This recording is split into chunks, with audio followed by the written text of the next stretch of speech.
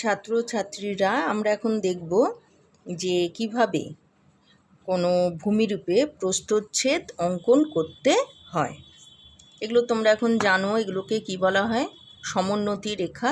এটা দেখো নীল রঙটা কি বোঝাচ্ছে? নদী। এবারে আমাদের যে প্রস্থচ্ছেদ রেখা সেটা দেখো কোথা থেকে কোথায়, এদিকে এম এবং এদিকে এন। এবার যেটা করব, আমরা একটা কাগজ নেব। এই কাগজটা নিয়ে এইবার এম থেকে এন অবধি যতগুলো রেখা আছে, এই দেখো এইটা হলো এম। এবার প্রত্যেকটা রেখা আমরা ছেদ করেছে যে সেই প্রত্যেকটা রেখা আমরা তুলে নেব। এখানে একটা চূড়া আছে এই জায়গাটাতে।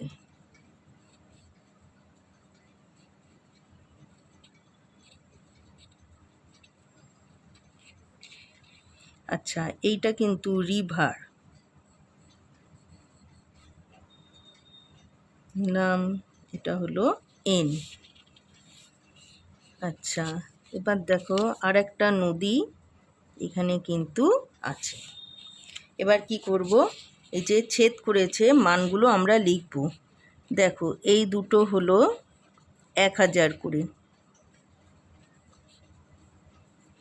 তারপরে কি হয়েছে, নেমে গেছে 900, 800, 700, 900, 800, 700। আচ্ছা, তারপরে কত আছে? 600, 600। এবার দেখো 600-র পরে এটা হলো, এটা ফের 600, তারপরে হলো 700, 700, এটাও 700। চূড়াটার উচ্চতা কত? 760। তারপরে এই দুটোই হলো 700 করে। তারপর দেখো এটাই ঘুরে আসছে, তার মানে এটা কত হবে? এটা হবে 600। এটা একটা নদী, 600 হয়ে গেল। 600-র পর এটাকে এখানে মানগুলো আছে 500, 400, 300, 200, 100।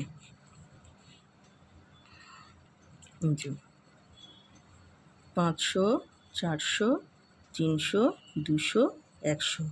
আর একটা রেখা এদিকে পড়ছে, এটা দেখাই যাচ্ছে, এটা হচ্ছে 100। ঠিক আছে? এবার দেখো এখানে আমরা স্কেলটা যদি 1 সেন্টিমিটার সমান 100 মিটার নিই তাহলে না দেখতে অতটা ভালো লাগবে না। ওই জন্য স্কেলটা আমরা কত নেব? 1 সেন্টিমিটার সমান 200 নেব মিটার। আচ্ছা, মোটামুটি একটা মার্ক করে নিলাম। এবার দেখো, এবার কি করলাম, একটা অনুভূমিক রেখা টানলাম।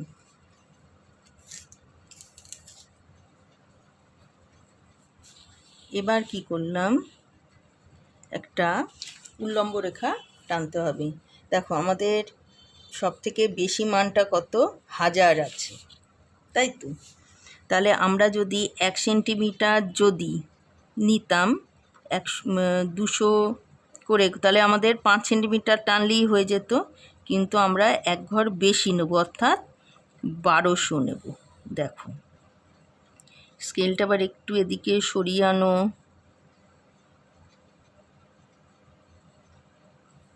এটা হয়ে গেল। তাহলে মানগুলো লিখছি 0। কত নিলাম? 200, 400, 600, 800, 1000। এটা কত নিলাম? 1200। এবার লিখতে হবে, তুমি কি দেখাচ্ছ? উচ্চতা দেখাচ্ছ মিটারে। তাহলে এবার কি লিখব?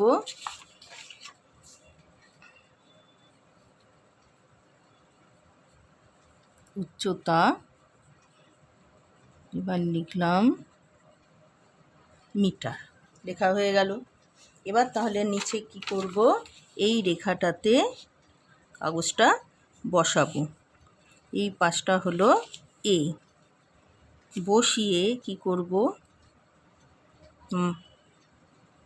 মানগুলোকে তুলে নেব। দেখো যেখানে যেখানে প্রস্থচ্ছেদ রেখাকে ছেদ করেছে এগুলো আমরা তুলে নেব। আচ্ছা, এইটা কিন্তু রিভার।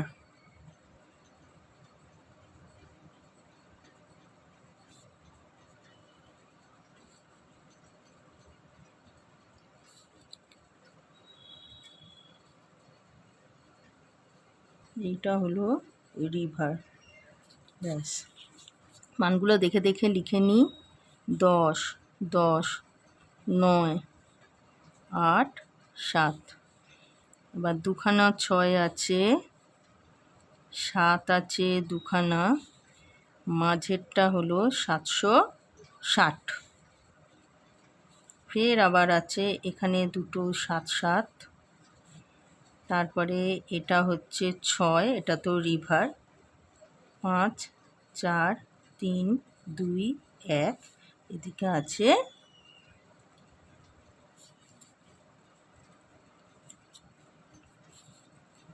1, মানে 100। আর এখানটা হলো, এটা এ হবে না, এটা হচ্ছে এম এবং এন।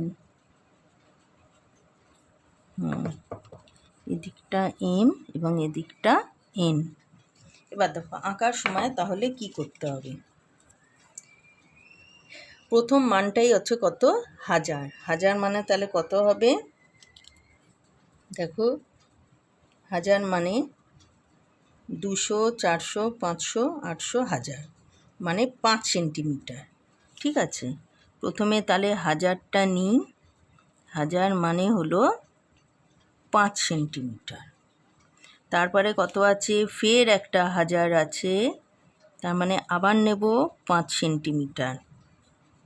তাহলে 9, তাহলে কত হবে, দেখো এটা হলো 800, 4 সেন্টিমিটার 800, আর 5 সেন্টিমিটার 1000, তাহলে 900 কত হবে, নিশ্চয়ই এদের মাঝখানে হবে, মানে 4, 5-এর মাঝখানে 4.5 হবে।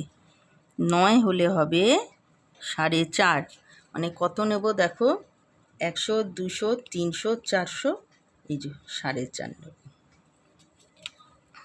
9 মানে হলো 4.5। 8 মানে, তার মানে কত হবে, 8 মানে হবে 4।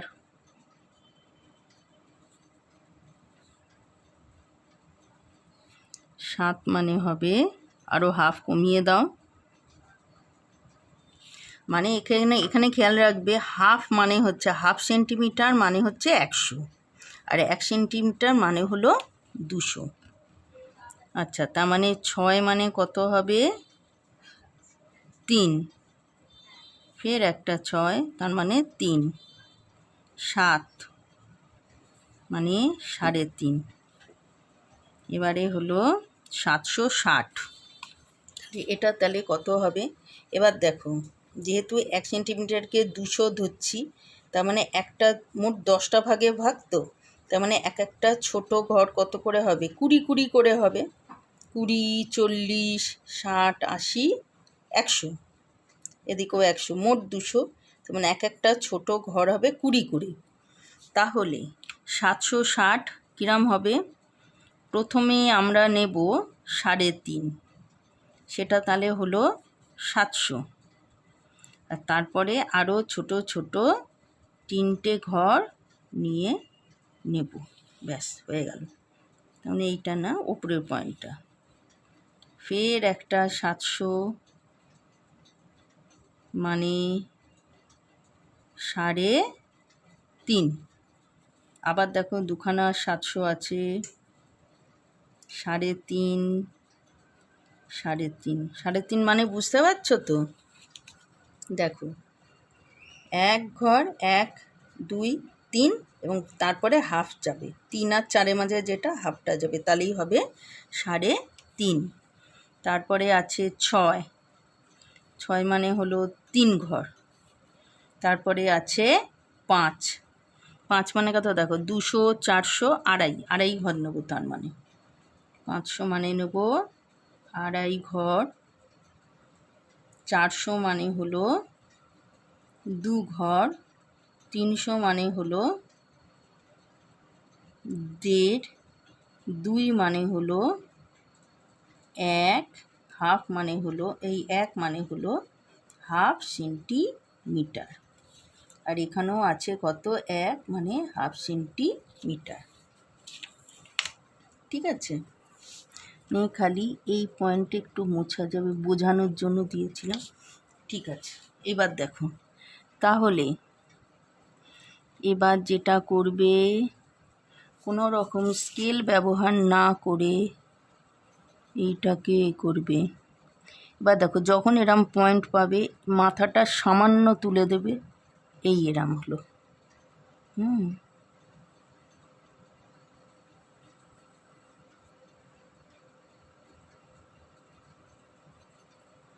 এতটা এলো। এবার এখানটা কি করবে, প্রথমে এটা এরমভাবে নিয়ে যাবে। এবার দেখো, এবার পয়েন্ট দুটো তুললে, এটা একটা রিভার আছে, আর একটা কোথায় রিভার আছে, এইখানে।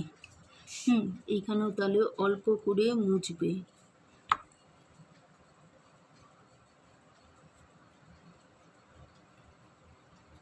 বেশ, আঁকাটা এবার হয়ে গেল। এবার এদিকে যেমন 6 সেন্টিমিটার নিয়েছিলাম, এদিকেও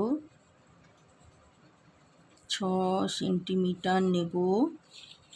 এবার কি করলাম, মাথাটা জুড়ে দিলাম এবং বক্স কমপ্লিট করলাম। হয়ে গেছে পুরো আঁকাটা। এবার কি করব, এখানটা একটা অ্যারো দেব, লিখব নদী। এখানটা একটা অ্যারো দেব, লিখব নদী। আর এবার তাহলে কি কাজ বাকি আছে, এখানটা পুরো মুছে দিতে হবে, হেডিং করতে হবে এবং এখানে স্কেল লিখতে হবে।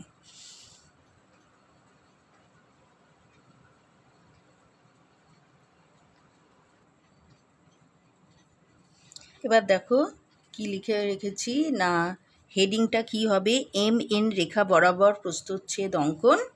যেখানে এম আর এর নাম দিয়েছি, আর উল্লম্ব স্কেল কত নিয়েছি, 1 সেন্টিমিটার সমান সমান 200 মিটার। আচ্ছা, যে দুখানা নদী সে তো লিখেই দিয়েছি। এবার দেখো, এখানে একটা রয়েছে শঙ্কু আকৃতির পাহাড়, আর এই যে খাড়া ঢালগুলোকে কি বলা হয়, ভৃগু তট। দেখো, এই একটা ভৃগু তট রয়েছে, এই একটা ভৃগু তট রয়েছে। ঠিক আছে, আর এটা কি শঙ্কু আকৃতির পাহাড়। তাহলে তাই আমরা লিখে দিই, খাড়া ঢাল হলে আমরা কি লিখব, ভৃগু তট। আর দেখো এইটা তাহলে কি, এ হলো, আচ্ছা অ্যারো দেওয়ার দরকার নেই, লিখে দাও শঙ্কু আকৃতির পাহাড়। একটু হাতের লেখাটা ভালো করে লিখতে হবে, শঙ্কু আকৃতির পাহাড়।